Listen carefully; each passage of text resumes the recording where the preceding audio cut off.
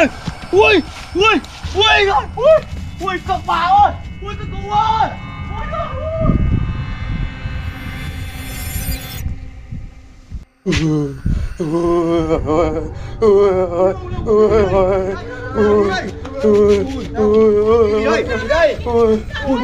Ui tôi vừa gặp con gì ở đâu kìa chỗ xe tôi kìa. Ui chạy nhanh nhá. Một rắn hay sao? Ui to lắm. Ui ôi ui to như bắp đùi không ạ. À, gốc cây kìa, tôi lặn tôi ngủ gốc cây kìa. Cây này à? Ui to lắm. Tôi ngủ gốc cây này. Ui nó bò ngang con người tôi ui. To lắm à? Ui to như bắp đùi tôi này. Anh em ơi, ui nó tung đây này. Tung hết đây luôn. Anh lên trên cây rồi. Nó mất rồi. Ở đây trên cây thì thấy nó cuốn trên cây. Nhìn kỹ trên cây mà. Ông tìm kỹ xem nào. Anh nào ở dưới những cái tảng này. Chạy nó mất rồi. Ôi, nó to bằng nào? Cũng không to nào. Bắp đùi tôi này. To bắp đùi vậy nó cũng chui chỗ này được. Chạy đâu đây đâu? Tôi bỏ từ bên kia sang tôi làm ngủ đây này. Thì nó vào khu này của anh em khu này. Đây này. Chui vào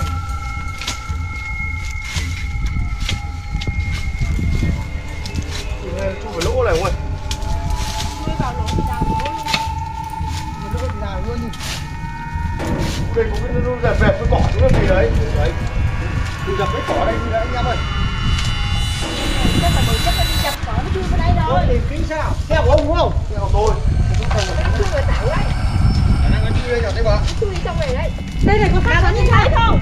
Đây là có sát rắn đây này. Có sát rắn đây này. Chui trong này này. Ui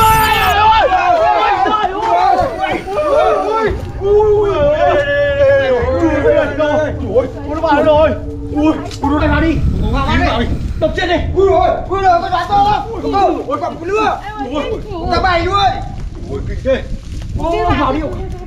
Chia nhau vào ông này vào đi. Ôi to cực.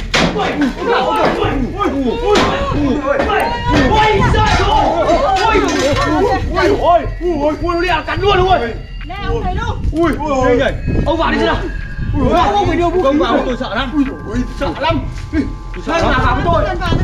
Đừng với ông nhá, hỗ trợ ông nhá. Ăn được. Đập chết đi. Ui nó làm cái đầu ra. Cái đầu ra đây. Đầu ra đây, cẩn thận. Cắt cái đầu đây nhá. Đang nghêu ra đấy. Ui nha. nó ra rồi. Cẩn thận. Ui trời ơi. Ui trời ơi. Nó thành cái đầu ra kìa. Ôi ghê gớm quá ông ơi. Ông vào đi. Ui tôi sợ lắm Trần đi đầu. Tôi ông vào đi. Cầm về tôi nhiều bạn. Bây giờ đi.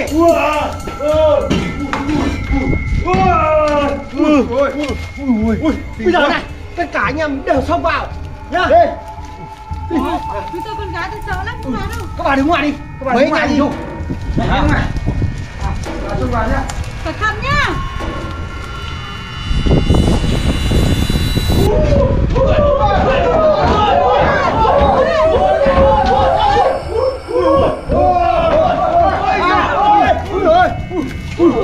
Ôi nó khỏe lắm.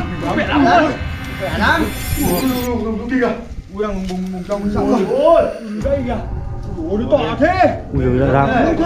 Nó vào không bắt được nó. Nó khỏe vậy cả. Nó khỏe lắm. Khỏe lắm.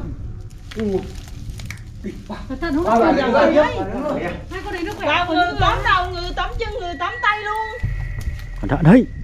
Ui nó to lắm. Ui cái gì đây? Kìa kìa.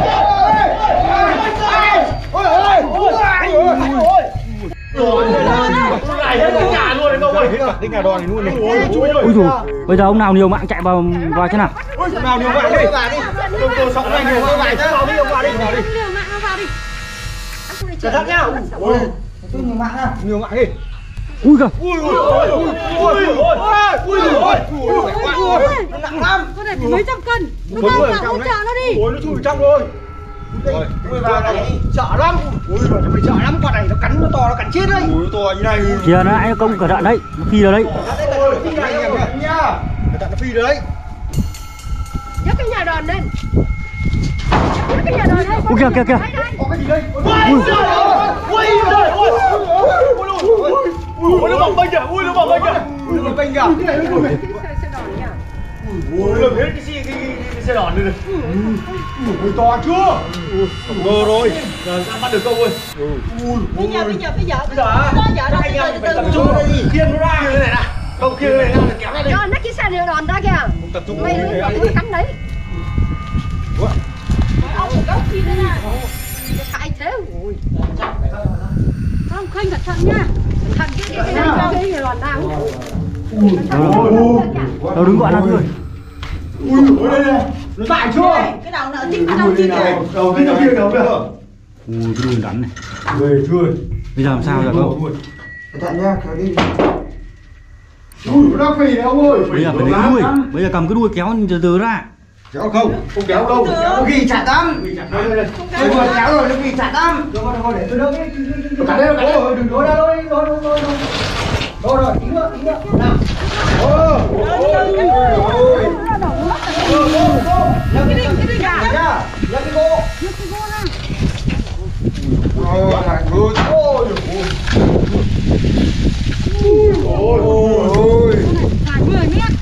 Khá năng à? Sợ quá. Ghê chưa? Khênh ra ngoài cái đi, khênh ra ngoài cái đi. Ngoài đi. Tôi đang đi rồi.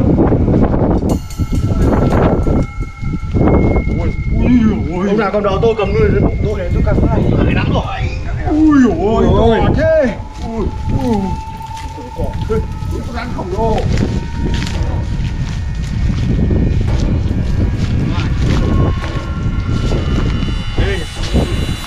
Ui, 10 mét. Có vàng ươm này. Kinh chưa? Thắng luôn trong bụi gió. Như cái tàu điện đấy nhỉ? Ôi trời ơi. Như một cái tàu điện.